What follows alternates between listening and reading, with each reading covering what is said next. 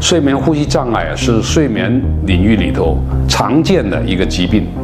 尤其是阻塞性睡眠呼吸暂停综合征，它的高发病率和低的诊断率呢，容易造成某些其他器官的损害，特别是心血管系统、神经系统的损害，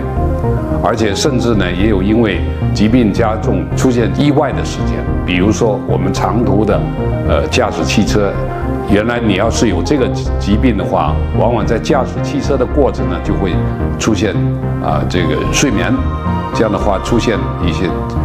这个行车的意外。